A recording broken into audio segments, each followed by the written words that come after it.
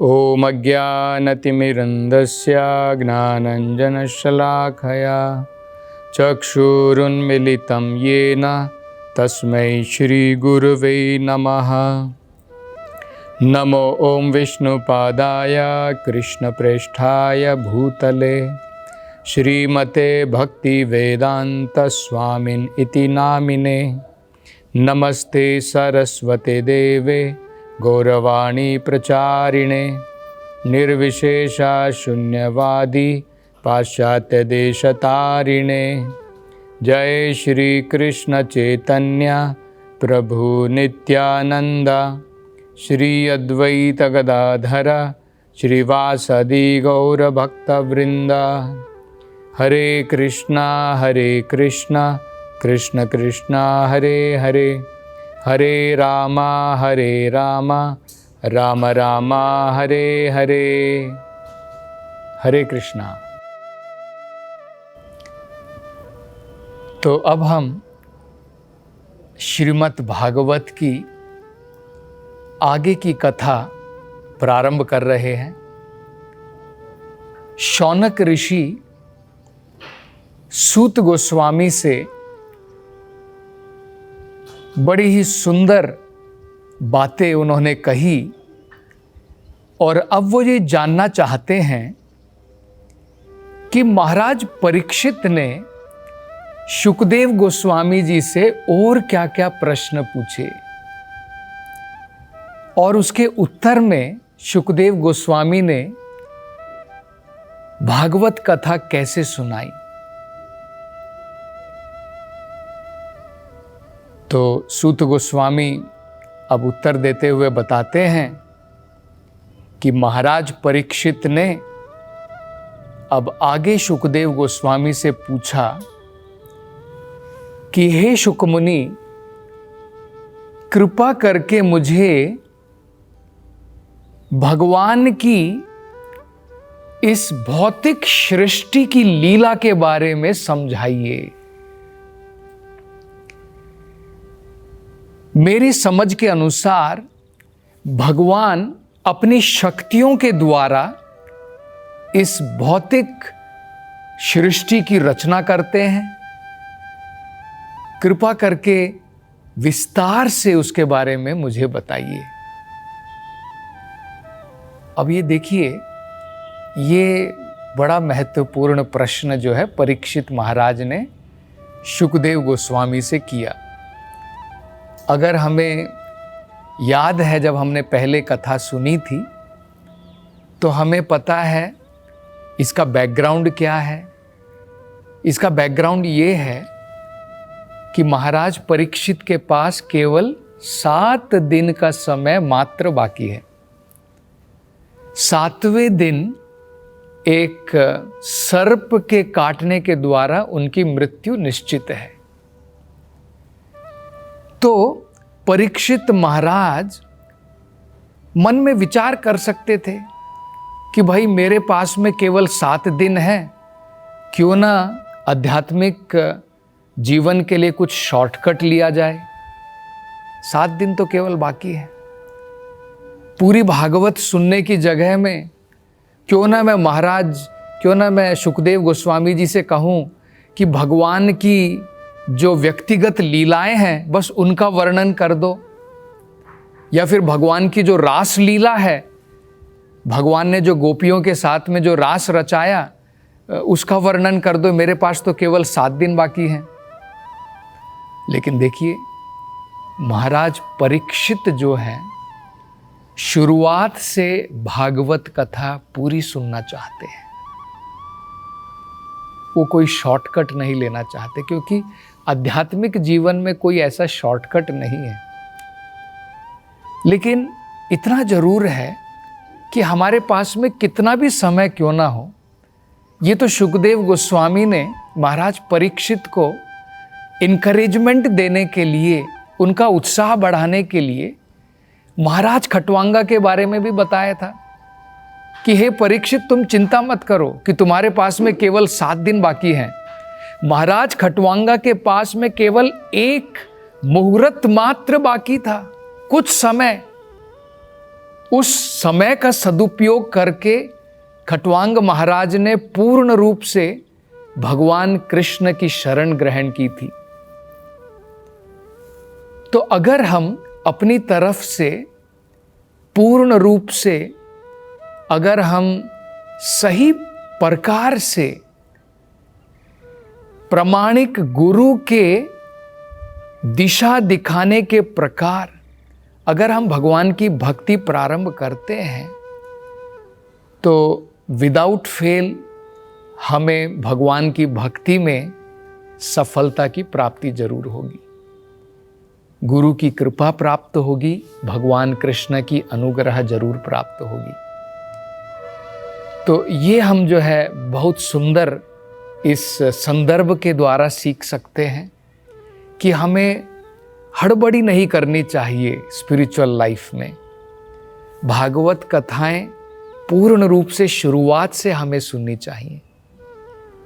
और भगवान की कथा इतनी रोचक है कि हमें उसके अंदर में कोई ऐसा नहीं लगेगा कि भाई ये सब बोर टॉपिक हैं, भगवान की जो रास लीला है उसमें मज़ा आएगा, इसको मैं जो है थोड़ा स्किप कर देता हूँ, आगे चला जाता हूँ। ऐसा नहीं है।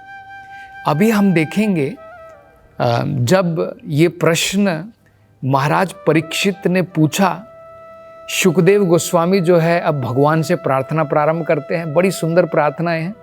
कभी समय मिलेगा तो उन प्रार्थनाओं के बारे में भी हम लोग जो है वर्णन करेंगे, उसकी चर्चा करेंगे। वो कहते हैं, नमः परस्मै पुरुषाय भूयसे सदुद्भव स्थान निरोध लीलया गृहीत शक्ति तृतयाय देहिनाम अंतर्भवाय अनुपलक्ष्य वर्तमने। बड़ी सुंदर प्रार्थनाएं वो भगवान से करते हैं। और वो क्यों प्रार्थना कर रहे हैं? वो चाहते हैं कि जैसा उन्होंने भागवत कथा वेद व्यास जी से सुनी है, उसी प्रकार से अब वो कथाएं महाराज परीक्षित को कह पाएं परंपरा के अनुसार। ये उनका जो है भगवान से प्रार्थना करने का बड़ा महत्वपूर्ण कारण था। उसके बाद अब ये प्रश्न उन्होंने पूछा परीक्षित महाराज ने कि भगवान अपनी शक्तियों के द्वारा इस भौतिक सृष्टि की रचना कैसे करते हैं। अब शुकदेव गोस्वामी उसका उत्तर कैसे देते हैं, देखिए। शुकदेव गोस्वामी अपना अर्थ नहीं समझाते हैं। वो एक इसी प्रकार की जो वार्तालाप बहुत साल पहले सृष्टि के निर्माण के समय में जब हुई थी, उसका ही वर्णन वो करते हैं। वो कहते हैं, हे परीक्षित, जिस प्रकार का प्रश्न तुमने मुझसे किया है, इसी प्रकार का प्रश्न नारद जी ने अपने पिता ब्रह्मा जी से भी किया था। और वही वार्तालाप अब मैं तुम्हें बताने जा रहा हूं।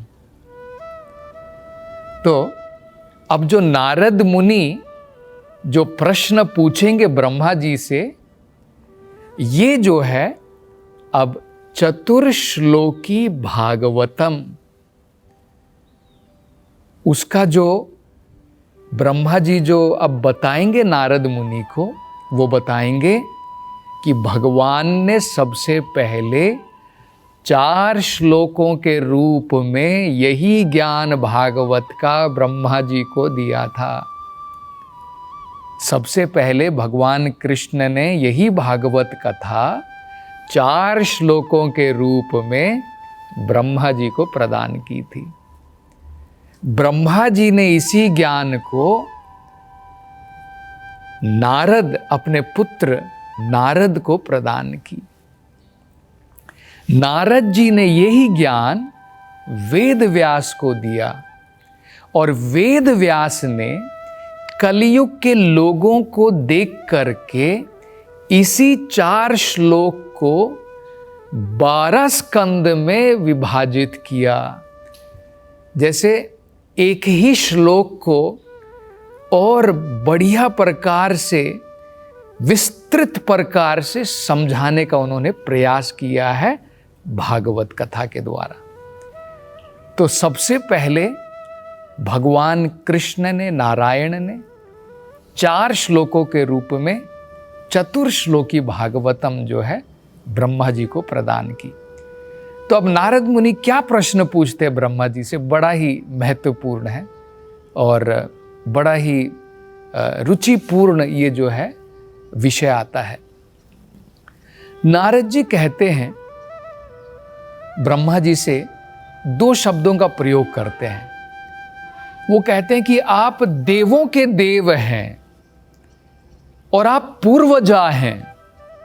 मतलब क्या है, इतने सारे देवता गण हैं, उनमें से सबसे श्रेष्ठ जो देवों के भी देव कहलाते हैं वो ब्रह्मा जी हैं। पूर्वजा का मतलब होता है सबसे पहले जिन्होंने जन्म लिया इस सृष्टि में। हमने अभी जन्म लिया है, हमारे दादा हुए, हमारे परदादा हुए, लेकिन जब इस भौतिक सृष्टि का निर्माण हुआ, इस ब्रह्मांड के जो सबसे पहले जीव हैं वो ब्रह्मा जी होते हैं, इसलिए उन्हें पूर्वजा कहा जाता है। मतलब ब्रह्मा जी कोई ऑर्डिनरी आम व्यक्ति नहीं है, सबसे पहले जीव हैं इस ब्रह्मांड के और सारे देवताओं के भी चीफ हैं, उनके सबके नेता हैं, देवताओं के भी देवता हैं वो। तो उनसे जो है ये प्रश्न कह रहे हैं, वो कहते हैं कि हे देवताओं के देव, हे पूर्वजा, मुझे ये बताइए, आप तो इस ब्रह्मांड के भूतकाल के बारे में भी आपको ज्ञान है, भविष्य के बारे में भी आपको ज्ञान है, वर्तमान के बारे में भी आपको ज्ञान है। तो कृपा करके मुझे ये बताइए, इस सृष्टि का निर्माण, इसका आधार कहाँ पर है? इस सृष्टि का निर्माण कैसे होता है? इस सृष्टि के निर्माण के पीछे कौन है, किसका हाथ है? तो ये बड़े ही सुंदर जो है प्रश्न पूछे हैं। इस संदर्भ में देखिए, आचार्यगण टिप्पणी करते हुए बताते हैं कि ये प्रश्न बड़े ही सुंदर प्रश्न हैं। ऐसा क्यों है? क्योंकि नारद मुनि जो हैं वो स्वयं अत्यंत अनुभवी भी हैं, अत्यंत ज्ञानी भी हैं, लेकिन फिर भी अपने दिमाग के द्वारा भगवान की सृष्टि को समझने का प्रयास नहीं कर रहे हैं। आजकल के जो वैज्ञानिक होते हैं वो सोचते हैं कि वो बहुत बुद्धिमान हैं, अपने मन का, अपनी बुद्धि का, अपनी इंद्रियों का प्रयोग करके वो इस सृष्टि को समझना चाहते हैं। लेकिन हमें समझना चाहिए, हमारी इंद्रियां जो है लिमिटेड हैं, हमारा ज्ञान सीमित है, हमारी बुद्धि भी सीमित है। और भला ये जो एक उदाहरण दिया जाता है, आपको पता होगा कि एक कुएं के अंदर में एक मेंढक, इस कहानी को कहते हैं कूप मंडूक न्याय। कूप मंडूक न्याय का मतलब होता है कि एक मेंढक जो है एक कुएं के अंदर में ही उसका जन्म हुआ है और सारा जीवन उसका उस कुएं के अंदर में बीता है। उसे उस कुएं के बाहर क्या दुनिया है उसे कुछ पता नहीं है। तो एक दिन क्या हुआ, समुद्र से एक दूसरा मेंढक जो है वो वहां पर आया और उसने इस कूप मंडूक से कहा कि भाई तुम्हारे कुएं के बाहर निकलो, बाहर निकल करके देखो कि कितनी बड़ी दुनिया है, सागर कितना बड़ा है, उसमें पानी तुम्हारे कुएं से बहुत बड़ा है। तो पहले तो इस कूप के अंदर में जो ये मेंढक था उसको विश्वास ही नहीं हुआ कि इसके बाहर भी कोई दुनिया है। और बाद में कहता है कि ठीक है, अगर तुम कहते हो कितनी दुनिया है, जरा बताओ क्या मेरे जो कुएं से 2 गुना बड़ी है, 3 गुना बड़ी है या 5 गुना बड़ी है? क्योंकि वो अपने कुएं के अंदर में सीमित है, वो विचार भी नहीं कर सकता है कि सागर कितना बड़ा है। इसी प्रकार से ये जो आजकल के जो वैज्ञानिक हैं, जो इस कूप के अंदर में रहते, एक छोटे से ब्रह्मांड के अंदर में रहते हैं, छोटी सी जगह में रहते हैं, वो देखिए कुएं के अंदर में रह करके सागर का अनुमान लगाना चाहते हैं। भगवान ने सृष्टि कैसे बनाई, पहले तो वो सोचते हैं कोई भगवान नहीं है, सृष्टि अपने आप बन गई है ना। अपनी एक्सपेरिमेंटल नॉलेज के द्वारा थ्योरी देते हैं। थ्योरी का मतलब है अनुमान, एक अनुमान मात्र लगाते हैं। नारद मुनि अनुमान नहीं लगा रहे हैं। नारद मुनि इतने विद्वान हैं, लेकिन अपनी बुद्धि का प्रयोग करके अनुमान नहीं लगा रहे हैं कि भाई ऐसा हुआ, एक समय में एक बड़ा ब्लास्ट हुआ, ब्लास्ट होने के बाद में बिग बैंग हो गया और सृष्टि का निर्माण हो गया। मतलब एक काल्पनिक प्रकार से थ्योरी दे देना ये कार्य नहीं है। उसके द्वारा जो है सही ज्ञान की प्राप्ति नहीं होती है। ज्ञान की प्राप्ति होती है अथॉरिटी के द्वारा, प्रामाणिक जगहों से सुनने के द्वारा जो है ज्ञान की प्राप्ति होती है। तो ये बड़ा महत्वपूर्ण ये विषय इस संदर्भ में हम समझ सकते हैं कि ज्ञान प्राप्ति के लिए नारद मुनि ने अथॉरिटी, प्रामाणिक जगह से ये ज्ञान प्राप्त करना चाहते हैं, इसलिए उन्होंने ब्रह्मा जी से ये प्रश्न पूछे, ये सृष्टि के निर्माण के पीछे किसका हाथ है, किसके कंट्रोल के अंडर में ये सारी सृष्टि चलती है। और आगे नारद मुनि जो है ब्रह्मा जी से क्या प्रश्न करते हैं, इसकी चर्चा हम अगली कथा में करेंगे। हरे कृष्णा।